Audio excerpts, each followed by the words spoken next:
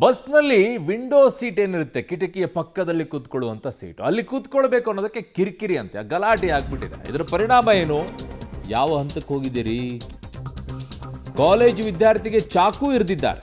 ಅಪರಿಚಿತ ಯುವಕರು ಚಾಕು ಹಾಕಿ ಪರಾರಿಯಾಗಿದ್ದಾರೆ. ಬೆಳಗಾವಿ ನಗರ ಕೇಂದ್ರ ಬಸ್ ನಿಲ್ದಾಣದಲ್ಲಿ ಆಗಿರುವಂಥ ಘಟನೆ ಇದು.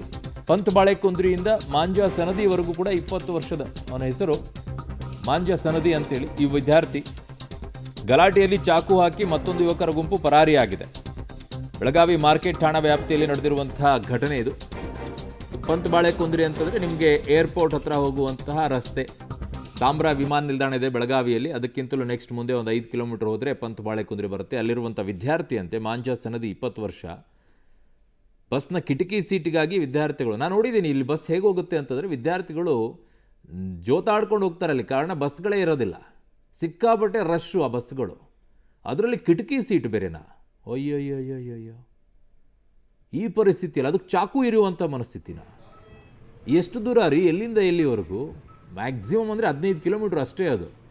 ಇಲ್ಲಿ ನಿಮಗೆ ಬೆಳಗಾವಿಯಿಂದ ಪಂತ್ ಬಾಳೆಕುಂದ್ರಿ, ಆ 15 ಕಿಲೋಮೀಟ್ರಿಗೋಸ್ಕರ ಚಾಕು ಇರೋ ಮಟ್ಟಕ್ಕೆ ಹೋಗ್ತಾರೆ ಅಂದರೆ ಅವು ಯಾವ ಯುವಕರು ರೀ ಅವರು? ಮಾನಸಿಕವಾಗಿರುವಂಥವ್ರು. ಹಿಡಿಬೇಕು ಪೊಲೀಸರು, ಚುಚ್ಚಬಾರದ ಜಾಗದಲ್ಲೆಲ್ಲ ಚುಚ್ಚಬೇಕು. ಹಸಿ ಖಾರ ಎಲ್ಲಿ ಹಚ್ಚಬೇಕು ಅಲ್ಲಿ ಹಚ್ಚಿಬಿಟ್ಟು ತುರುಕಬೇಕು ಕರೆಕ್ಟಾಗಿ. ನೆನಪಲ್ಲಿರುತ್ತೆ ಇನ್ನೊಂದು ಸಲ ಅವರಿಗೆ. ಈ ದಿನ ನಮ್ಮ ಮಾರ್ಕೆಟ್ ಪೊಲೀಸ್ ಠಾಣೆ ವ್ಯಾಪ್ತಿಯಲ್ಲಿ CBT ಅಂತ ಹೇಳಿ ಬಸ್ ಟರ್ಮಿನಲ್ ಬರುತ್ತೆ. ಆ ಜಾಗದಲ್ಲಿ ಒಂದು ಸ್ಟ್ಯಾಬಿಂಗ್ ಇನ್ಸಿಡೆಂಟ್ ರಿಪೋರ್ಟ್ ಆಗಿದೆ. ಈ ಸ್ಟ್ಯಾಬಿಂಗ್ ಇನ್ಸಿಡೆಂಟ್ ವಿಚಾರ ಏನು ಅಂತ ಹೇಳಿದರೆ, ಇಬ್ಬರು ಯುವಕರು ಈ ಬಸ್ಸಲ್ಲಿ ಪ್ರಯಾಣ ಮಾಡ್ತಿರೋ ಸಂದರ್ಭದಲ್ಲಿ ಪಂತ್ ಬಾಳೆಕುಂದ್ರಿ ಕಡೆಯಿಂದ CBTಗೆ ಬರೋ ದಾರಿ ಉದ್ದಕ್ಕೂ ಅವರು ಸೀಟ್ ನನಗೆ ಬೇಕು, ಸೀಟ್ ನಿನಗೆ ಬೇಕು ಅಂತ ಹೇಳಿ ಇಬ್ಬರು ನಡುವೆ ವಾಗ್ವಾದ ಮತ್ತು ಗಲಾಟೆ ಆಗಿದೆ. ಆ ಸಮಯದಲ್ಲಿ CBTಗೆ ಬಂದಿದ್ದ ಸಮಯದಲ್ಲಿ ಅವನಿಗೆ ಚುಚ್ಚಿದ್ದಾರೆ. ಯಾವ ಅಬ್ಜೆಕ್ಟಲ್ಲಿ ಚುಚ್ಚಿದ್ದಾರೆ ಅಂತ ಹೇಳಿ ಇಲ್ಲಿವರೆಗೂ ನಮಗೆ ಸ್ಪಷ್ಟ ಮಾಹಿತಿ ಇರೋದಿಲ್ಲ. ಪೇಷಂಟ್ ಅನ್ಕಾನ್ಷಿಯಸ್ ಇದ್ದಾರೆ, ಬಟ್ ಅವ್ರಿಗೆ ಟ್ರೀಟ್ಮೆಂಟ್ ನಿರಂತರವಾಗಿ ನಡೀತಾ ಇದೆ.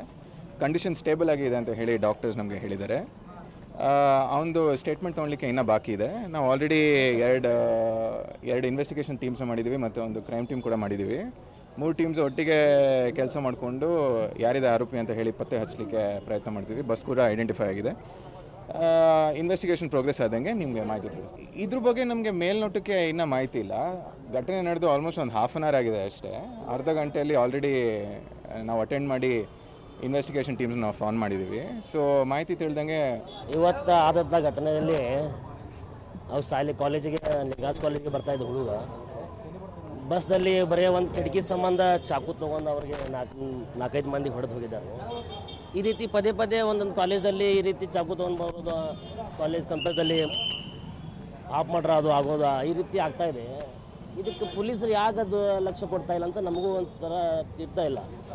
ಯಾಕಂದರೆ ಇದು ಬೆಳಗಾವಿಯಲ್ಲಿ ಭಾಳ ಹಳೆ ಐಟಮ್ ಆಗಿದೆ. ಇದು ಕಾಲೇಜಲ್ಲಿ ಮರ್ಡರ್ ಆಗೋದು, ಚಾಕಿ ತೊಗೊಂಡು ಒಂದು ಏನರ ಗ್ಯಾಂಗ್ ರೇಪ್ ಮಾಡೋದು, ಈ ರೀತಿ ಆಗ್ತಾಯಿದೆ. ಅದಕ್ಕೆ ನಾವು ಪೊಲೀಸರಿಗೆ ರಿಕ್ವೆಸ್ಟ್ ಮಾಡ್ತಾ ಇದ್ದೀವಿ, ಈ ರೀತಿ ಕೆಲಸನ ಏನಾಗ್ತಾಯಿದೆ ಹುಡುಗರಿಗೆ ಕಾಲೇಜಲ್ಲಿ ಅವ್ರಿಗೆ ಏನರ ರಿಸ್ಟ್ರಿಕ್ಷನ್ ಹಾಕ್ರಿ, ಅವ್ರ ಪ್ರಿನ್ಸಿಪಲ್ಗೆ ಹೋಗ್ರಿ. ಈ ರೀತಿ ಕಾಲೇಜ್ ಒಂದೇ ಸೈಡಿಂದ ಏನೋ ಚಪ್ಪಾಳೆ ಆಗಿರೋದಿಲ್ಲ, ಒಂದೇ ಕೈಯಿಂದ. ಇನ್ನೊಂದು ಕಡೆನೂ ಆಗಿರುತ್ತೆ.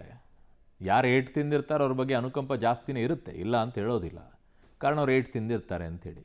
ಒಂದೇ ಕೈಯಿಂದಂತೂ ಆಗಿರಲ್ಲ, ಏನೋ ಕಿತ್ತಾಟ ಆಗಿರುತ್ತೆ, ಜಗಳಾಟ ಆಗಿರುತ್ತೆ. ಬಟ್ ಅವ್ರು ಯಾರು ಚಾಕು ಇಟ್ಕೊಂಡು ಓಡಾಡ್ತಾ ಇದ್ದಾರಲ್ಲ ಅವ್ರಿಗೆ ಮಾತ್ರ ಕೊಡಬೇಕ್ರಿ ಸರಿ.